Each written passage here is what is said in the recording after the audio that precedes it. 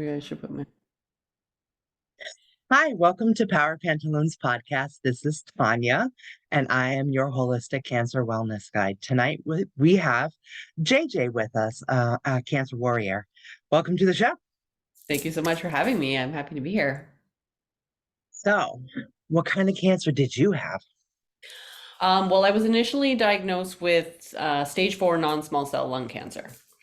That was the initial diagnosis, and then it later spiraled into the same diagnosis, but with an ALK fusion mutation. What does that mean? Yeah, well, that meant that it meant my circumstances got a lot better because my initial prognosis was 6 months to a year to live. And then when I got found out about the ALK mutation, it's actually only presents in like 4 to 5% of lung cancer patients, but it makes the cancer very susceptible to a targeted therapy, which just basically kind of stops this metabolic pathway. And they told me that that would extend my life, by, they said like 5 years was kind of their prognosis. I don't listen to those numbers, but that's what they said. I don't listen to those numbers either. Yeah. Do you want to start at the beginning and tell us how the words "you have cancer" impacted you? Did your whole world stop? Well, I mean, you'd think it would be like that, but it wasn't exactly like that for me because I knew I had cancer. I just, you know what I mean? So it wasn't really a surprise to me when they told me. I was the one who actually told them that I had cancer because I had been dealing with symptoms of pain for months and months and months. I had been going back and forth to the doctors, getting x-rays. They couldn't find anything wrong with me. There was nothing wrong with me. They just wanted to keep sending me home with prescriptions. And I was like, no, like that's not working out for me. So, I need to know what's wrong. On Halloween night, 2019, I was handing out candy and couldn't catch a breath. I was sitting down and I was just having a really hard time breathing. So after my son got back from trick or treating and my husband went to kind of, relax in front of the TV, I was like, I need to go to the hospital. Like, I'm not breathing well here. Went to the hospital, had an x-ray, did some breathing tests, and the doctor actually brought me over to the x-ray and showed me this huge shadow on my lung and said, this is probably nothing, but just wanted to show you. It's probably a flaw in the image or blah, blah, blah. And I know they always say that. And so in my, like, I never moved an inch when I had that x-ray because I know they say that. So I'm always like super still. So I knew it couldn't be a flaw in the image. He sent me home with like steroids and puffers, and I was like, no thanks, but I still, took it with me. And then a couple of nights later, I was at a concert and I woke up the next morning and again, I could not breathe. It was like a vice was around me and it was just tightening and tightening. And went to the hospital again and again. They poking and prodding. They can't find anything wrong with me. There's nothing wrong with me. I said, listen, I was here a few nights ago. I had an x-ray. I said, there was a big shadow. He says, it's probably nothing. I bet you it's something. You need to go have a look. I go, it's probably cancer. And so they went and they looked and they went, okay, we're going to send you for a CT. They went and they did all that. And they went, okay, yeah, sorry to tell you, it's cancer. And it didn't hit me then. And oddly enough, when my husband and son came to the hospital and all that after the fact, I made a decision right in that moment to not tell my son about the cancer. And I didn't tell him for about 2.5, 3 years. Yeah. But for me, the hardest was hearing that 6 months to a year when they called me on the phone to tell me that. I know when they called me on the phone to say, okay, hey, so yeah, your biopsy came back and it's lung cancer and this is the prognosis. And he was just like, yeah, he goes, basically, he goes, we can hit you with a bunch of chemo and radiation, but it's probably not going to do anything. But he goes like, that's where we're at. And my brain just went, no, nope, nope, nope, nope, nope, in a lot more vulgar words, but no. So like that's how it was for me. It was just like I was just not accepting of that. Yeah. I what what I heard from all of what you just said is advocate for yourself. Mm, You know when there's something wrong with your body, yes, absolutely. and you went you knew, and you kept at it. For And sure. a And lot of listen to people, your body too, yeah, because it was speaking to me and I wasn't listening. It was speaking to me for a long time, telling me that it wasn't well, but I wasn't listening to it. And yeah, it made me listen. the earlier you listen and the Mm, earlier you advocate for yourself, the better your chances are. mhm, Yeah. absolutely. What what was it like telling your son? Like, Well, I mean, I had it in my head that I was going to tell him when I was well, because I was going to beat it, and I was going to tell him when I was well, and there was going to be nothing to worry about. Um, but forever I was just being told I was stable and unremarkable, stable and unremarkable, stable and unremarkable. So I was well. I was, you know what I mean? And it was time was carrying on and he was getting older and it was not harder. I didn't want to keep the secret any longer. I wanted to bring him into it. He was younger at the time and I just didn't feel it was necessary to burden him with that information. Plus he's type 1 diabetic and he has enough to deal with on his own. I was just didn't want to pull him into that yet, but then it came to a point where it's just like, okay, like he needs to know about this and we need to be a family with this. And so, yeah, it wasn't easy, but he took it as well as can be because he saw me looking well as well, yeah. right? So I'm like, you see how I'm doing. This is how I've been. This is how I plan on continuing. And so, there's nothing to worry about, and we're just taking it as it comes, and we're all good. How old was he when you were diagnosed? He was 10. And that, yeah, It's that's just young. he was a young 10 too. Yeah.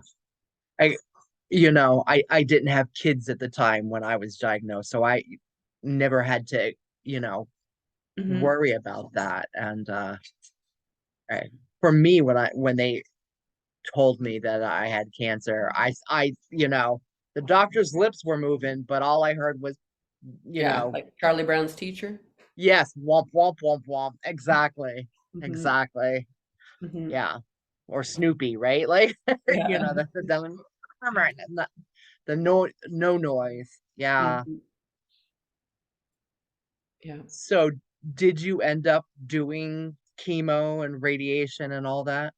No, I mean, they told me that wasn't an option. It's a incurable, inoperable, whatever. So they told me that there was no chemo or radiation. There was only like the targeted therapy that was going to do anything, and that was it. So I didn't. But then I had a recurrence recently in August where I had 11 tumors in my brain, and they wanted to do some radiation then, and I was like, no thanks. So I just started back doing what I was doing before, basically, which was keeping me stable and unremarkable for so long. Or why don't you talk about what that is? Yeah, well, I started taking really high doses of cannabis oil. Um, I learned about it from a documentary called Weed the People. I just happened to be at my cousin's one night and I was having a very uncomfortable time.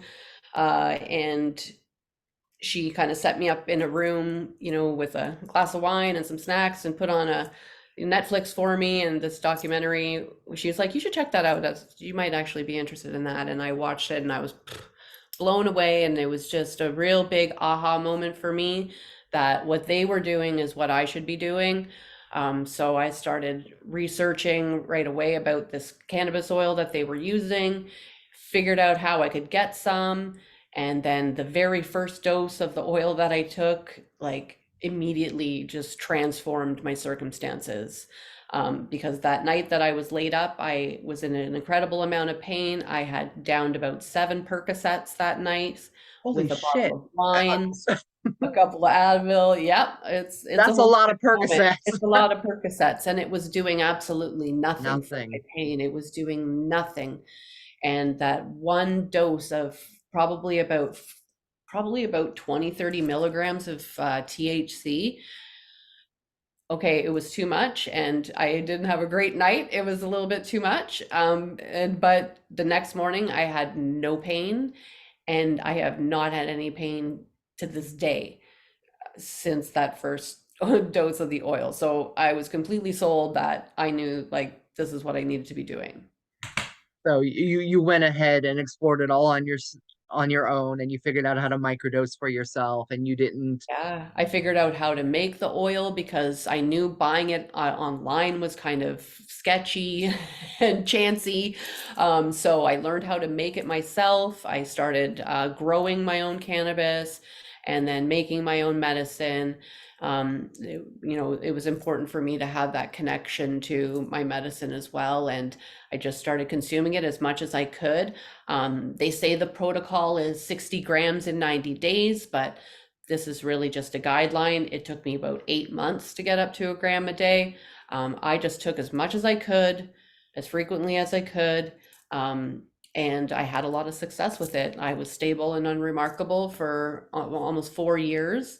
Um, and I was on the targeted therapy as well. And then I did stop the targeted therapy in December of just last year. And then I was actually given the all clear in April of this year. And then I had the recurrence later in August. But after the all clear, I got really complacent and comfortable and happy with my little happy circumstances. And I didn't continue on all the protocols that I was doing with my cannabis and with everything else, because I mean, it was not just cannabis, it was a host of lifestyle changes that I needed to make to promote my healing. Like I quit smoking, quit drinking, changed my diet, started exercising, dealt with my shit, For your trauma. spiritually and the trauma, and yes, and I'm still working on it, and I'm still working through it, and I probably will till the day I die, which will be in a very long time from now, Because you've decided that. because I have decided that, and I believe firmly in the power of this plant medicine, because I have seen what it's done for me. I've seen what it's done for countless other people. I am gratefully in a space where, I feel this medicine, it has really been working for me. So it's done wonders for my circumstances. Yes, while I was going through my radiation and chemo, I absolutely it worked for me during that time. I don't need it now. Like I don't, Hmm. it's not a plant that works with me at this time. It doesn't Hmm. have to, right? Like it did its job when it needed to, and I Exactly. see how many people it helps. So how Hmm. can I not advocate for it, right? Like as somebody who works with herbals and considers themselves an herbalist, right? Like use the plant allies that call to you. And This that's what we this need to remember at the end of the day, that it is a plant. It's a plant medicine. It cannot harm you. You cannot overdose. Like you can take too much and feel uncomfortable, but you're not going to die. It can't kill you. It would take the amount of cannabis you would have to smoke to kill you, to fall on your head for it to actually kill you. Like it can't kill you. And yeah. there's no cannabinoid receptors in the part of our brain that control our breath and breathing. So unlike opioids, so it can't get into those centers of your brain that stop your heart or stop your breath. So it's one of the safest plants on this planet. So stable and unremarkable means exactly what? They say it's good. It's stable and unremarkable is just no, No it's changes? no change, no change. Yes, because initially when I first started the cannabis, I had shrinking of my tumors, healing of the metastasis in my bones.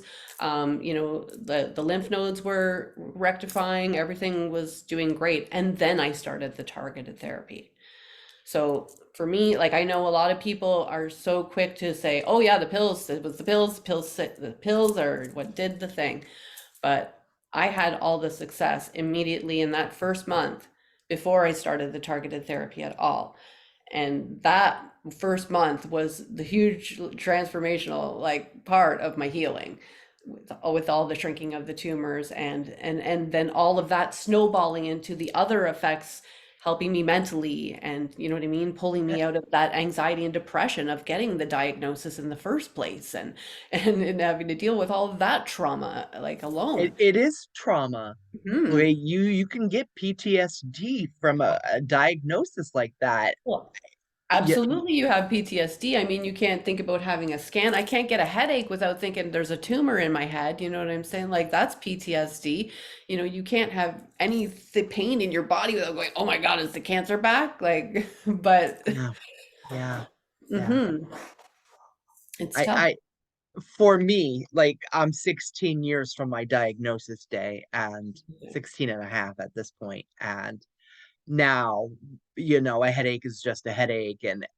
But it took a while to get to this point where I could be like, okay, that's For just, sure. normal noise in my body. It's not like Hmm. an indication that I'm gonna have a deadly disease again, right? Yeah. It's Well, but just it takes work to get there, I think, and time for sure.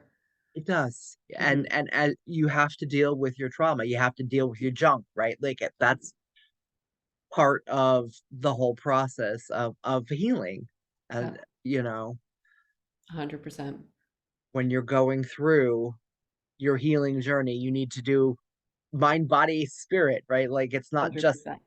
this one piece over here you're going to do and neglect all this over here in the closet.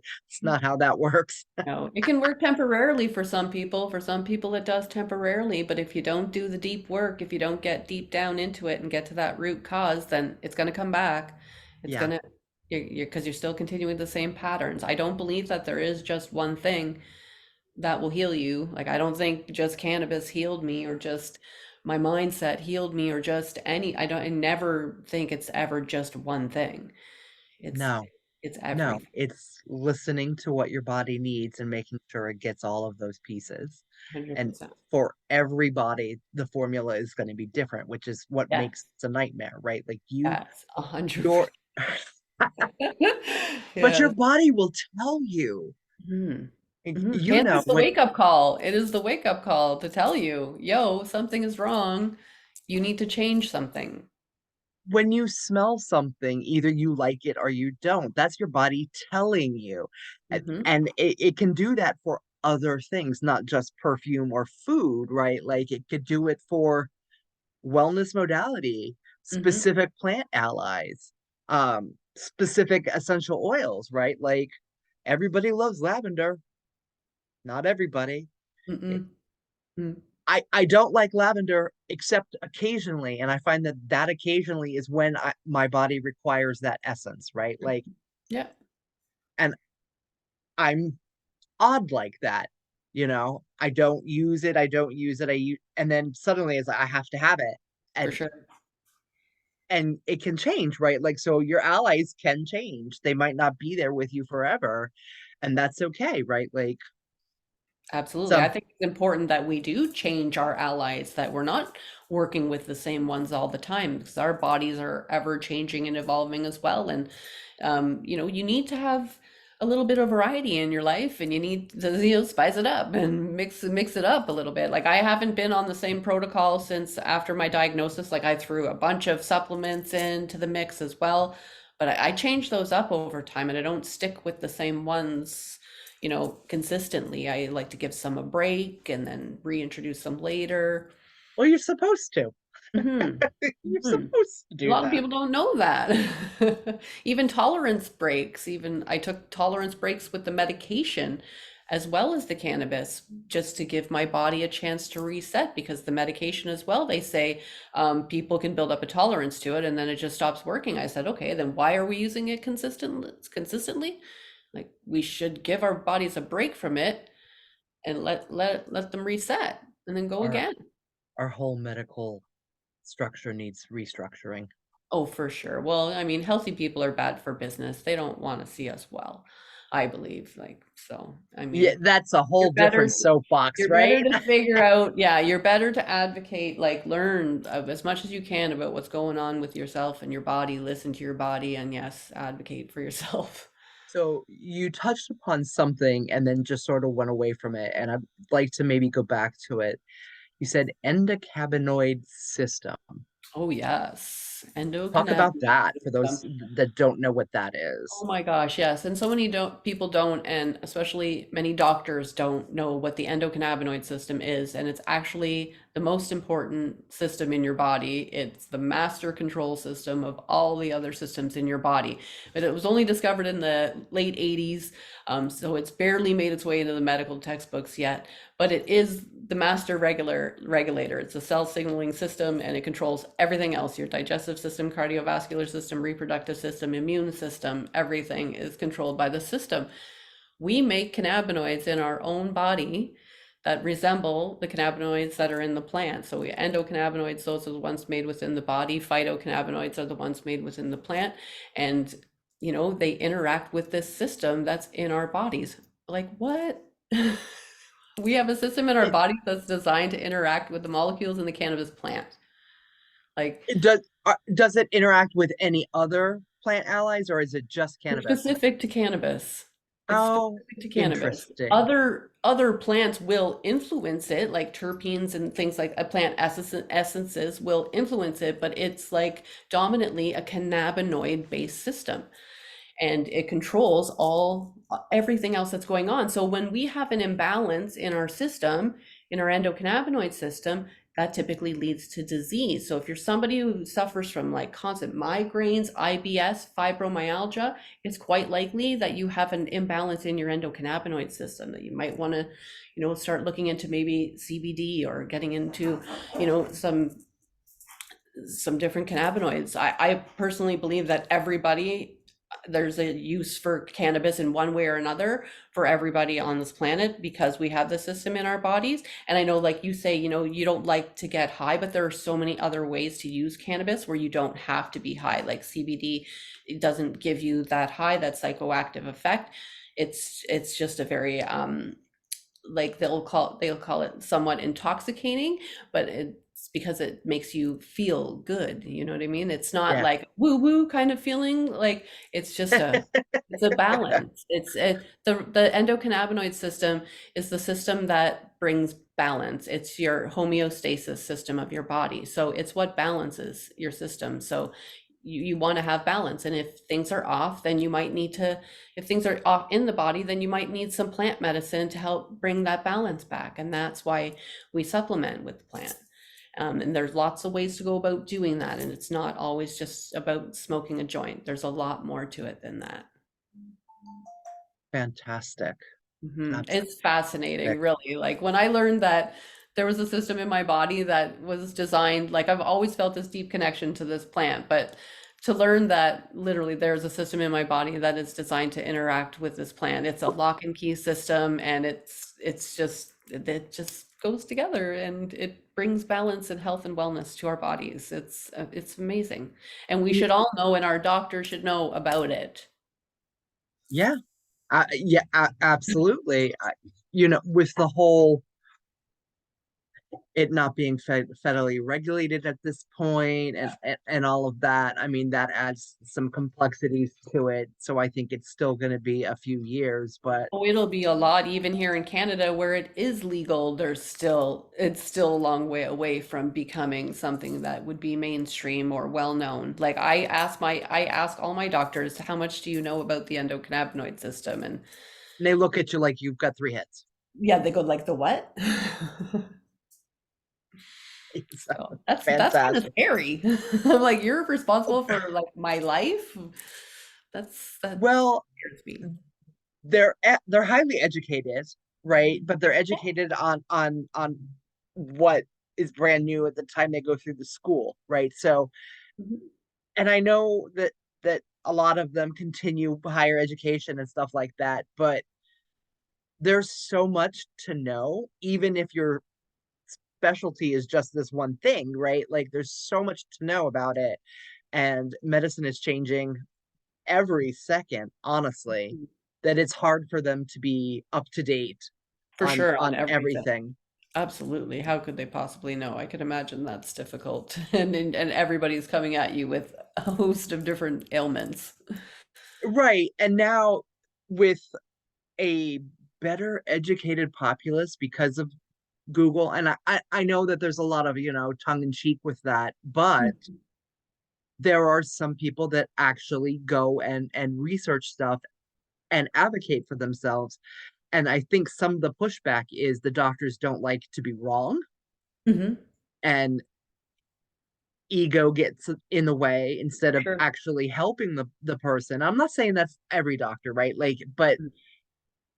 when you go to a doctor and they're in their like rhythm, they take a look at you. Oh, you're fat, so you just have to lose 20 pounds. That's like, it doesn't matter if you came in here bleeding, right? Like, we're going to address the fact that you're obese and not what's actually going on with your body, right? Like, Mm.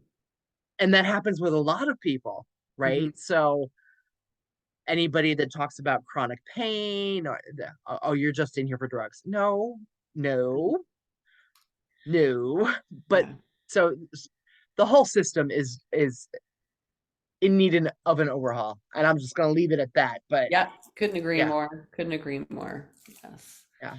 But Yeah. it's so, which is why I love talking about stuff like this, because I don't know very much about the endocannabinoid system. Mhm. I It's a tongue tongue doesn't want to twister. work.